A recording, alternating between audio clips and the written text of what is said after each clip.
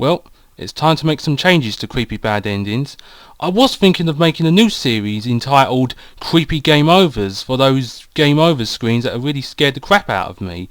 But then I thought, hold on, I've got way too many series going on as it is. There's the weakest characters in gaming ever, the strongest characters in gaming ever, boss analysis, ghastly game glitches, Towels abuse, crap cartoons. It's all just getting a bit too much, so let's forget that. I'm just going to start including game overs in this series as well. Besides, with some of the bad endings I've already shown, there's a very fine line between what could be considered a game over or a bad ending. Game overs are usually pretty grim endings anyway, so why bother making a new series that's 100% accurate when I've already got one that fits the role almost perfectly? Anyway, enough nattering on, let's get down to business. Cannon Fodder, the tongue-in-cheek war game.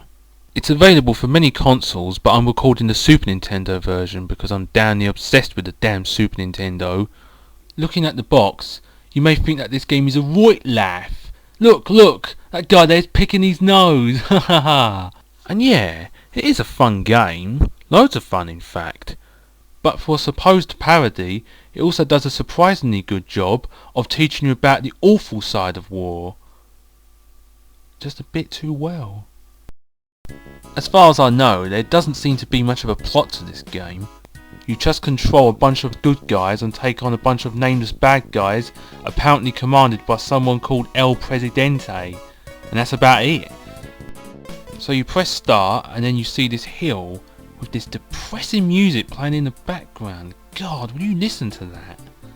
See all those people over there? They are your troops. If any of these poor souls die in the battlefield, these hills will become their burial ground. You begin the game with just 15 soldiers, but every time you complete a mission, more of them will join your cause. And believe me, you're going to need all the help you can get. At first, the hills are going to be completely empty like this, but as you progress through the game, the graves will just keep on increasing, and increasing. Well, unless you play really well, of course.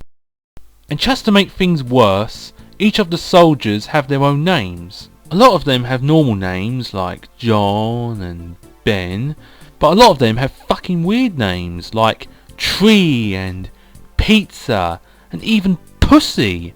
And a lot of them seem to be named after famous characters from other series. There's Top Cat, Iceman, Sonic. So anyway, once all your soldiers are dead, the game is over, and this is what you'll see.